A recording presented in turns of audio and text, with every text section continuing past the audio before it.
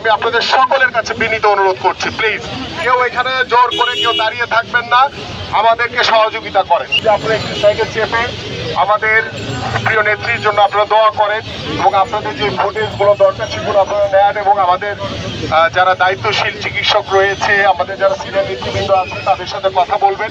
কিন্তু আমাদেরকে এই হসপিটালে যাতায়াতের জন্য দয়া করে আপনারা সকলেই সহযোগিতা করেন, আমি আপনাদের কাছে বিনীত অনুরোধ করছি।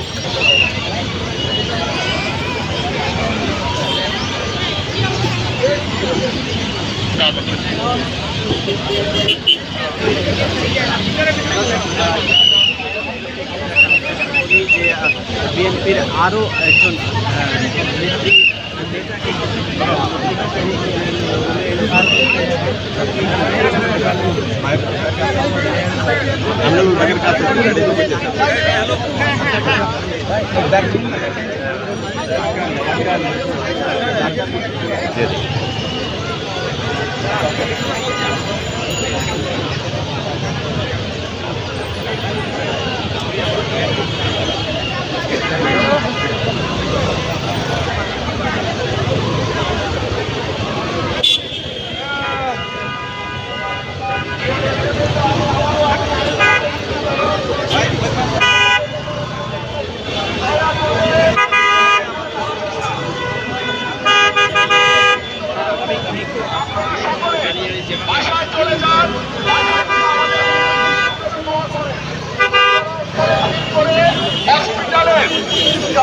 যারা রোগী রয়েছে তাদের সন্তানদের কোনো প্রকার আপনারা বিক্ষোভ ঘটাবেন না।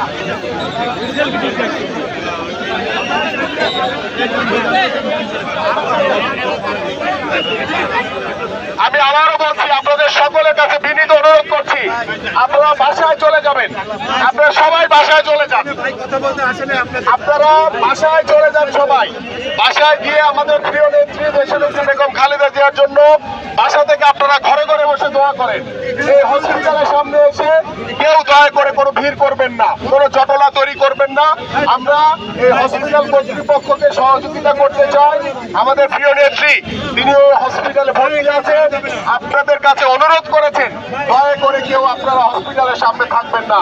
আমাদের যারা যে সকল নেতা কর্মীরা আছেন আপনারা সকলেই বাসায় চলে যান প্লিজ।